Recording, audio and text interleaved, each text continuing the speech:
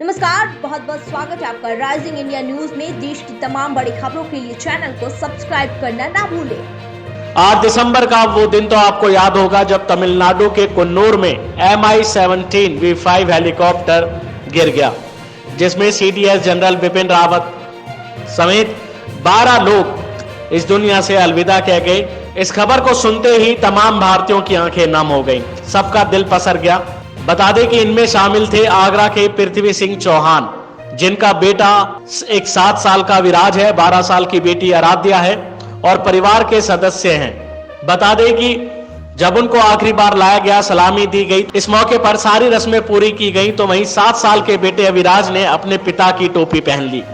इसके बाद शहीद की पत्नी ने अपनी बेटी को वह टोपी पहनाई और अपने गले से लगा लिया। शहीद चौहान के इस सलामी के दौरान सब लोगों की आंखें नम हो गई जो भी वहां पे थे।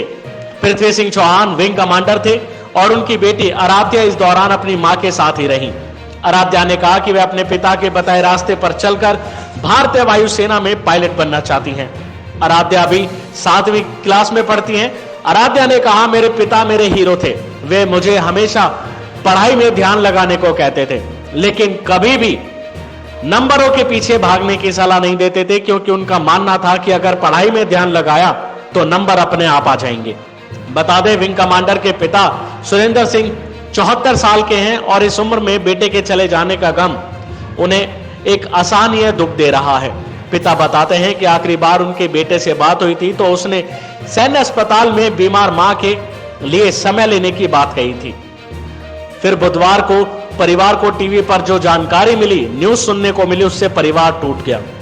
उनका परिवार 2006 में मध्य प्रदेश के ग्वालियर से आगरा आया था और पिता सुरेंद्र ने बेकरी का बिजनेस शुरू किया था। बहरहाल आपको बता दें कि मुख्यमंत्री योगी आदित्यनाथ ने विंग कमांडर पृथ्वी सिंह चौहान के पैतृक आवास शुक्रवार को वहां गए थे और सभी के लिए प्रार्थना की थी, उन्हें हिम्मत बंधाई थी और इस मौके पर उनके परिजनों को 50 लाख रुपए की आर्थिक सहायता, परिवार के एक सदस्य को नौकरी प्रदान करने की भी घोषणा की थी।